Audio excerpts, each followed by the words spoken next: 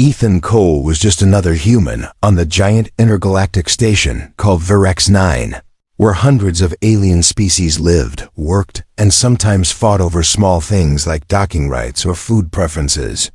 Ethan wasn't a soldier, a diplomat, or a pilot. He was a mechanic.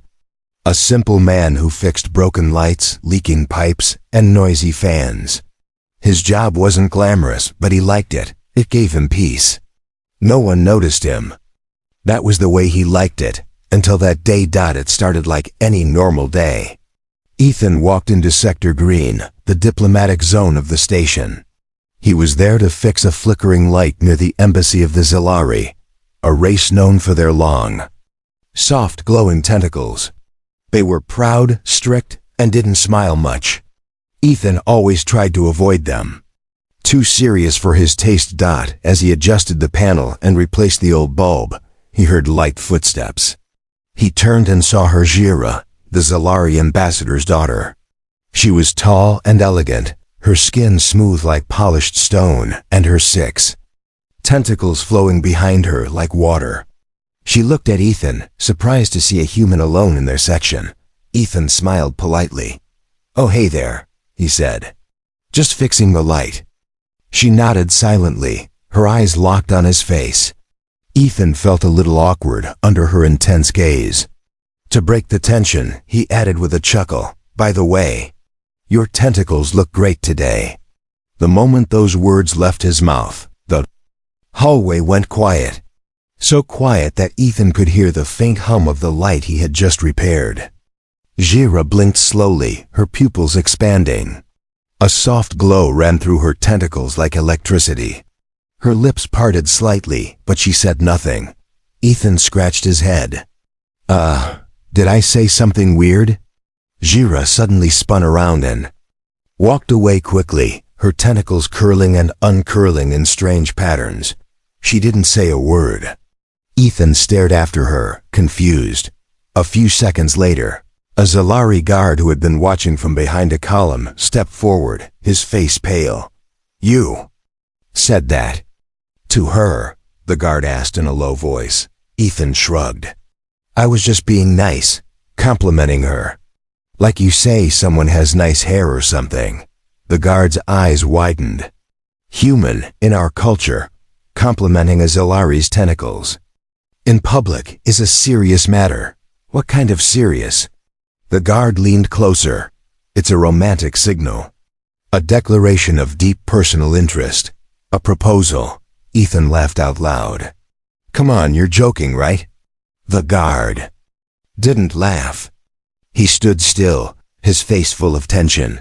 "She is the ambassador's daughter," the guard whispered. "You may have just started something very dangerous." Ethan felt the blood drain from his face. "No way, I didn't mean it like that." But it didn't matter what he meant. The station's laws respected all cultural customs, and Ethan had just triggered one of the oldest Zalari bonding rituals with a single sentence. Later that evening, back in his quarters, Ethan couldn't stop pacing. He looked up Zalari customs on his datapad, hoping it was all a misunderstanding. But everything he found confirmed it. Complimenting tentacles was equal to asking for a lifelong bond. And doing it publicly was even worse. Suddenly, the door to his room buzzed. Ethan opened it and froze. 2 tall Zalari guards stood there, armor shining, eyes serious. Between them stood a translator robot. "Human Ethan Cole," the robot said, its voice flat and metallic. "You are summoned to the Zalari High Council chamber at dawn. Be prepared." Ethan blinked. "Why?" "For speaking sacred words to the ambassador's daughter. You are now part of the bonding dilemma." The guards turned and walked away, leaving Ethan standing in silence. He closed the door, slumped down on his bed, and whispered to himself, "All this just because I liked her tentacles?" The room was quiet, but deep in his chest, Ethan felt something strange, a pull, a curiosity, a spark of something that hadn't been there before. And far away, in the highest tower of the diplomatic zone, Gira sat alone in her chamber. Her tentacles shimmered with soft color as she stared out into the stars. A small smile touched her lips. He noticed. She whispered. The stars were still glowing through the station's glass dome when Ethan woke to a loud, sharp sound outside his room. He rolled out of bed and peeked through the door panel. What he saw made his heart skip a beat. Two elite Zalari honor guards in golden armor stood like statues. Between them floated a black orb with red lights. It was an official Zalari summons drone. That meant high-level business. Serious business. The orb spoke in a robotic but cold voice. Ethan Cole, present yourself before the Zalari High Council, now. Ethan dressed quickly. His hands trembled as he pulled on his boots. He wasn't used to pressure. He fixed wires, not walked into alien courtrooms. But now he had accidentally triggered a sacred alien courtship ritual. He followed the guards silently. The long walk through the station felt like a dream. Everyone stared as he passed, some with curiosity, some with disgust, and some with sympathy. Dead man walking. Someone whispered. Finally, they reached the Zalari embassy. Tower. Tall black pillars rose around him like fangs. Inside, the council chamber was circular, glowing with green lights and thick with perfume smoke. 12 alien council members sat in high chairs, their tentacles glowing faintly. And in the center, standing tall with her head lowered, was Jira. She looked different now, dressed in flowing silk robes, her tentacles braided with golden threads. Ethan's breath caught in his throat. She didn't look like a girl anymore. She looked like something out of a royal painting. He stepped onto the speaking platform. The orb hovered beside him. One of the elders, his voice dry and deep, spoke. Ethan Cole, human, do you know what you have done? Ethan hesitated. I said something. A compliment. I didn't know it meant anything serious. The room buzzed with disapproving murmurs. Another council member narrowed her eyes. To say those words to the daughter of the house of Virex in public. You have initiated the first entanglement. Do you deny it? I didn't mean to propose. Ethan said. Where I come from, we just say nice things. We don't marry people with words. Jira finally looked up. Her eyes locked onto his. She spoke softly, but the translator repeated it loud and clear. Whether he knew it or not, I accept. Enfin. Nearly choked. Wait, what? The oldest council member struck the floor with his staff. Then the ritual of clarification shall begin. A tall guard stepped forward and handed Ethan a glowing crystal sphere. You have two choices. The council leader said. Speak the words of rejection and end this now. Or remain silent and the ritual continues. Ethan stared at the sphere. And if I reject?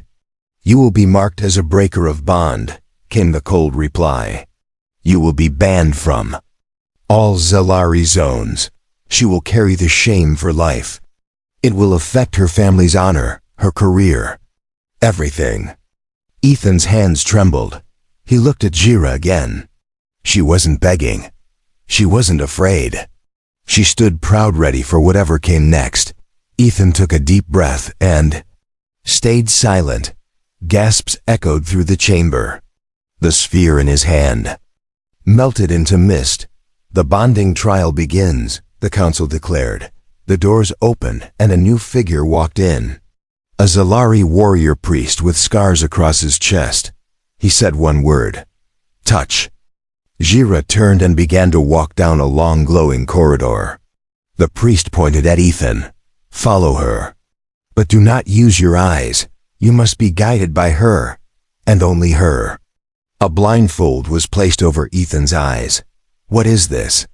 He whispered. The priest leaned in close. The trial of trust.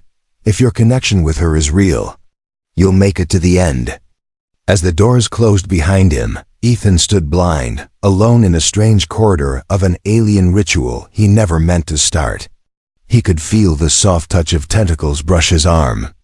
And then, a gentle pull. Step by step in darkness and silence, He followed Gyra's guiding touch into the unknown. Ethan stood in total darkness. The blindfold was soft but tight. He could see nothing. Only the sound of his breathing and the distant hum of the station filled his ears. Then came the first touch. It was soft, light, almost like air brushing. Against his skin, a tentacle. It curled gently around his wrist, giving a slow, careful pull. Ethan hesitated. He wasn't ready for this. He had no idea what to expect. The Zalari trial of trust was a complete mystery to humans. No one had ever gone through it. No one had ever needed to until now. But deep inside, something urged him forward. 1 step, 2 steps. The ground beneath him felt strange. It shifted with every move, as if alive. The tentacle released his wrist and brushed against his palm, then vanished again. A moment later, it returned, pressing softly against his back. Go forward. That was the message. He obeyed. It wasn't just about walking. It was about feeling. Reading signals. Trusting what couldn't be seen. Each time Gyra touched him, she guided him left, right, stop, duck. It was like a silent dance in total darkness. Ethan's heart pounded. His mind raced. What if I mess this up? What if I fall? What if I step somewhere wrong and offend her again? But Gyra's touches were calm, gentle, and full of care. Her tentacles no longer felt alien. They felt safe. He walked through narrow turns, climbed steps he didn't see coming, crouched under hanging roots, and crossed a small vibrating bridge. Every part of the path was unfamiliar, and every part was survived because of her. Then came the test. Gyra's touch vanished. Ethan stood still. Gyra, he whispered. Are you still there? No answer. Silence. His heart began to race. Had he lost her? Was this part of the trial? Or had he failed already? Suddenly, he heard a low hiss ahead. A deep growl followed. Something moved. Something big. Ethan's instincts screamed at him to run, but he couldn't see. He was blindfolded, alone, and possibly in danger. Then another touch. A firm tug on his elbow. Zhyra. Her tentacle pressed against his chest. Stay calm. Then it slid to his hand and squeezed her. Trust me. Ethan took a shaky breath and followed. The growl returned, louder this time, but Gyra didn't let go. She pulled him steadily forward, step by step. As they passed the sound, Ethan felt something massive breathing beside him. Hot air rushed across his face. He clenched his fists, but didn't stop walking. Gyra never let go, and then silence again. The noise vanished. The heat disappeared. The air turned cool. The tentacle around his hand loosened, and with one soft curl, brushed his cheek. You did it. The blindfold was suddenly removed. Ethan blinked, the light flooding his vision. They stood in a crystal-lit chamber glowing with purple and blue stones. At the center was a platform, and standing upon it was the council. All of them were watching silently. Gyra stepped beside Ethan. Her tentacles glowed gently, forming a delicate spiral behind her back. Her eyes met his. You followed, she said softly, even when you were afraid. I trusted you, he replied. The council elder stood. He has passed the first stage of bonding. He listened to the unspoken. He followed the invisible. He chose faith over fear. The room filled with quiet approval, but not everyone looked pleased. In the back of the chamber stood a tall figure, another Zalari male, strong and cold. His tentacles coiled like knives. He turned and left the room without a word. Gyra noticed. Her expression tightened. There are others, she whispered to Ethan, who wanted to bond with me, who feel dishonored now. Let me guess, Ethan muttered. They're not going to throw me a party? No, she said.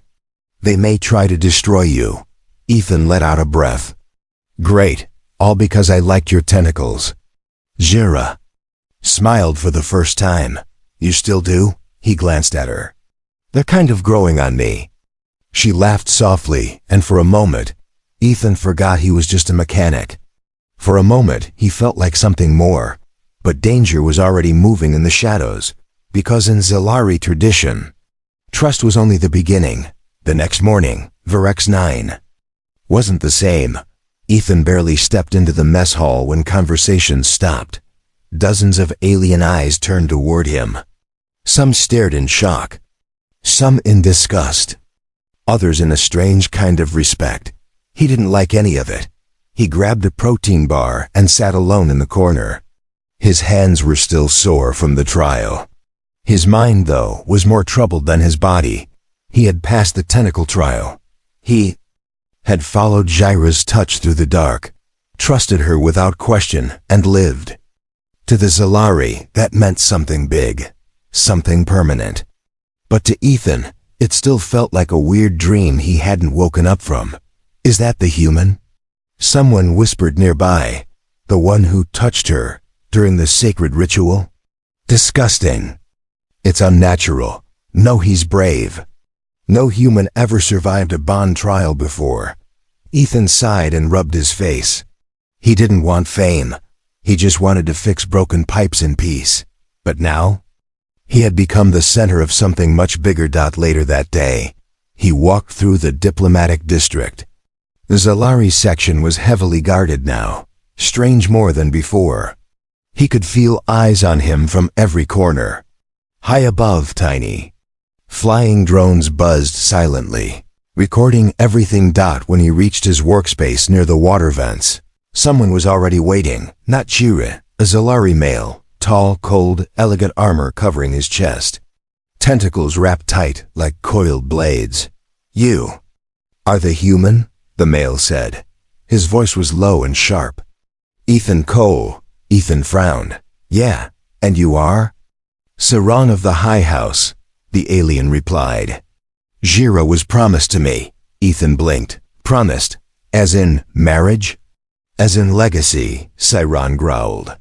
Her bond was supposed to unite two ruling bloodlines. Now, it risks breaking everything.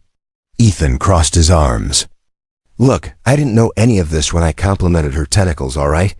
I wasn't trying to steal your girl. It just happened. Saran leaned closer. Then undo it. I don't even know how. The alien's tentacles twitched. With warning, refuse the next rite. Walk away. Leave the station if you must. Ethan narrowed his eyes. And if I don't? Saran smiled without warmth. Then may your days be short. And watched. He turned and disappeared into the shadows. Ethan stood there, heart pounding. He knew a threat when he heard one. The worst part? He had no idea who else might feel the same way. By the evening, things got stranger. A secret message arrived on his datapad. No sender, just one line. They are planning to remove you. Tonight, leave the lower levels now. Ethan's breath caught. He looked around. Who sent this? Why help him? Was it Jira? He didn't wait to find out. Grabbing his jacket, he headed toward the security lift, but found it locked. Override requested. Someone was jamming the system. Footsteps echoed behind him. Not normal ones. Heavy. Synchronized. Not one person. Multiple. He ducked into a maintenance hatch and crawled through the vent system. It smelled like oil and heat, but it was better than getting cornered. He crawled until he reached Sector Blue. When he climbed out, he was covered in dirt and grease, but alive. Then, from the shadows, a soft voice spoke. You're smarter than you look. Jira stepped forward, her robe replaced with a stealth suit. Her tentacles shimmered in the low light. You sent the warning, Ethan said. She nodded. Saren's men planned to make your death look like an accident. A fall into a pressure vent. Wonderful, Ethan muttered. Do all alien love triangles end in assassination attempts? It's not love yet, she said quietly. But the bond, it's real. And people fear what they don't understand. Ethan looked at her seriously. Why are you helping me? Jira stepped closer. Because you didn't run when I needed you. Now I won't let them hurt you. For a moment, silence stretched between them. Then her tentacle reached out, hesitant, but brushed his arm gently. Comfort, Connection data. Warning, the next write is public, she whispered. If we go through with it, there's no going back. Ethan swallowed hard. So what happens if I say yes? She stared into his eyes. Then you become more than a human. You become mine. And just like that, the station's rumors weren't just whispers anymore. They were fire, and Ethan stood right in the middle of it. Night came fast on Virex 9. The stars outside the station glowed like tiny needles in a dark sea. But inside, danger moved without light, without sound, and without mercy. Ethan had changed his sleeping quarters. Jira had arranged it secretly after the death threats. Now he stayed in an unused cargo bay, quiet, hidden, and sealed from outside access. Or so he thought.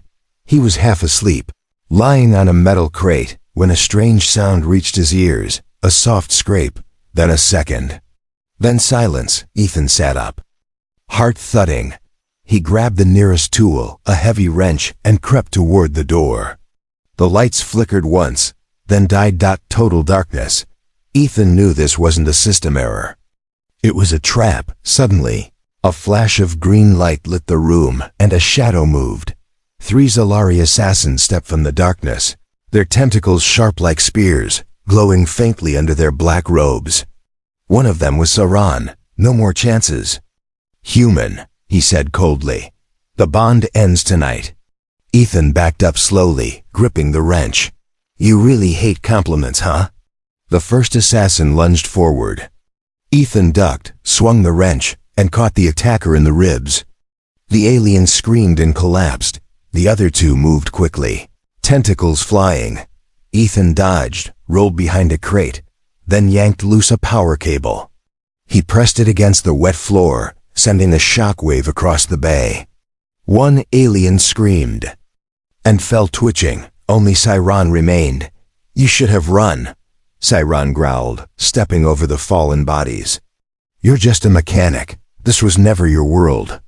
Before Ethan could reply, the door exploded open. Smoke filled the room, and through it came a flash of gold and violet. Jira. She moved like lightning, her tentacles whipping through the air. She struck Siran hard, slamming him against the wall. He fought back, but she was faster. You shame our people, she said, her voice calm but dangerous. You attack in the dark like a coward, Siran hissed. He tricked you. He earned me, she replied. She wrapped a glowing tentacle around his throat and lifted him off the ground. But before she could finish him, Ethan stepped forward. Stop, he said. Jira looked at him, confused. I'm not worth starting a civil war, Ethan said. Let him crawl away. Show him we're better. Jira hesitated, then dropped Saran. He gasped and slithered out of the room, clutching his wounds. The bay fell silent again. Jira turned to Ethan. Her eyes were darker than before, fierce, emotional. You could have died, she whispered. Ethan wiped blood from his chin. Yeah, but I didn't. You fought them alone. I'm a mechanic, he said with a weak smile. We improvise. Jira stepped closer, slowly, like she wasn't sure what she was doing. Then she touched his face. Not with her hands. With her tentacle, soft, warm, gentle. In Zalari culture, that wasn't a greeting. It was affection. I've never met anyone like you, she said softly. Ethan swallowed. I never met anyone like you either. They stood there, surrounded by the wreckage, neither speaking, but the silence said everything. They weren't just bonded by accident now. They were bonded by choice. Meanwhile, deep in the political chamber of the Zalari, a dark discussion was already beginning. If the Kwangtu beginning bond continues, said one elder, we must change everything we know about alliance law. Or, said another, we stop them permanently. But none of them noticed the old seer sitting silently in the shadows. She smiled quietly and whispered to herself, the stars shift when hearts do. The next day, the station felt different. Ethan walked through the upper levels quietly, every corner now familiar, but every glance from the crowd unfamiliar. Some aliens bowed their heads in respect. Others turned away with cold stares. The human who bonded with a diplomat was no longer a joke, he was a symbol, and symbols were dangerous. Gira hadn't spoken much since the ambush. She had stayed close, silent, watching everything like a warrior expecting another attack. But that night, something changed. She invited Ethan to her private chamber for the first time. It wasn't what he expected. No gold. No shining crystals. Just a quiet room, filled with soft blue lights and flowing water that ran across the floor like a living river. She stood near the glass window, staring out at the stars, her tentacles swaying slowly. "You wanted to know who I really am," she said without turning. Ethan stepped in, unsure. "I figured I knew. You're a diplomat's daughter. A leader in training, royal." Gira laughed softly, but there was no joy in it. "I was exiled," she said. "The daughter of the ambassador, yes, but also the traitor of her house." Ethan frowned. "Why?" She turned to face him. "Because I chose peace when they wanted war." She moved toward a wall and pressed her palm against it. The metal shimmered and opened, revealing a secret space. Inside were old data files, hidden scrolls, and a cracked Zalari war mask. "My people have always believed in strength," she sighed. "But I believed we could change. I spoke of unity. Of alliances, not control. They called it weakness." Ethan looked at the cracked war mask. "So they sent you here?" Gira nodded. "They told the galaxy I was on a diplomatic mission, but in truth, they sent me to vanish." Ethan stepped closer. "But then I showed up and accidentally made you the center of everything again." Gira smiled sadly. "Yes, with one sentence you destroyed my quiet exile. Sorry about that." "No," she said gently. "Thank you." He paused. "You're not mad?" "I should be," she said. "But I'm not." She walked over to him, her eyes glowing faintly. "You changed my path, Ethan. You made me feel seen. Not as a daughter of war, but as something more." They sat by the water stream. For a long time there was only silence. Then Ethan asked, "Why? Did you accept the bond? You could have said no. You could have let the council end it." Gira looked at him with soft eyes. "Because your words were honest. You weren't trying to impress me. You weren't using politics. You just looked at me and liked something about me. Even if it was just my tentacles." He chuckled. "They are pretty cool. And maybe," she whispered, "I wanted to believe someone could like me. Not for what I was born as, but for who I chose to be." And they looked down. Her words hit harder than any weapon. He had seen Gira fight. He had seen her hurt. But this truth was the most powerful part of her. "What happens now?" he asked. She grew serious. "The final rite is coming. If we complete it, our bond becomes permanent, sacred, unbreakable across all known systems. And if we don't, they'll push you out," she said. "And I'll be alone again. But worse, they might use it as an excuse to start something bigger, a political storm." Ethan stood and paced. "So it's not just about feelings anymore." "No," Gira replied. "Now it's about the future of two species." He turned to her. "I'm just a human mechanic." She stood as well. "And I'm just a broken diplomat with a dream." Their eyes met. And suddenly, it didn't feel so impossible. Not war, not peace, but something in between. Something that started with a simple sentence and turned into something neither of them could run from any more. Far above, in the council tower, the elders watched the conversation through secret sensors. Some looked worried, others intrigued. One of them, the old seer, whispered to herself, "The stars spin faster now." And she smiled, because change was coming, and it began with a compliment. The grand rotunda of Verix 9 had never held so many eyes at once. Aliens of all ranks, diplomats, soldiers, traitors, spies stood in rings around the ceremonial chamber. The glowing floor pulsed slowly beneath them like a heartbeat. Overhead, banners of every species hung in silence. Watching history prepare to unfold. At the very center stood Ethan Cole, the human who spoke 7 innocent words and flipped an ancient culture on its head. And across from him stood Jira, robed in violet silk, her tentacles shimmering with rare biolite. Her expression was unreadable, yet her gaze never left his. The final rite of joining was about to begin. One word, one gesture, one choice. That was all it took to bind them forever, or end everything in front of an entire galactic council. Elder Priest stepped between them, holding the ceremonial crystal globe. He raised his voice. By the will of the houses, and the bond spoken into being, this trial ends now. Let the human speak his last word. Let the choice be known. Silence fell like ice. Cameras floated above. Millions across systems were watching. The human watching what choice Earth would make. Ethan's heart pounded. His palms were sweating. He had faced assassins. He had survived ancient alien rituals.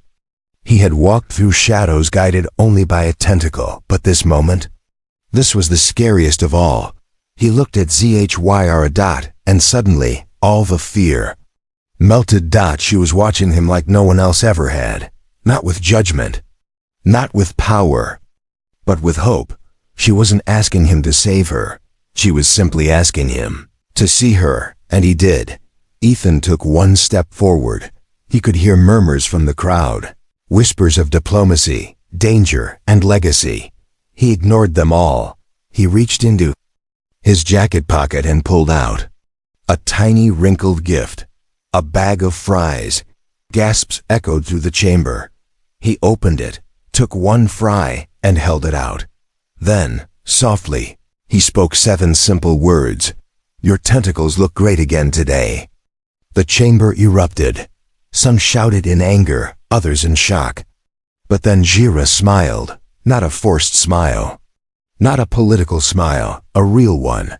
She stepped forward, took the fry, and wrapped one tentacle gently around Ethan's wrist.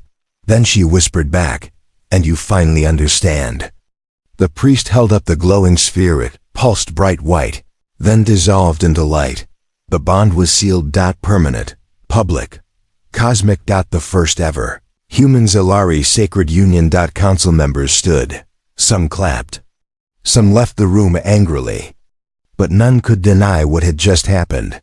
History had changed. Jira leaned close and whispered in Ethan's ear. You realize this means you belong to me now. Ethan smirked.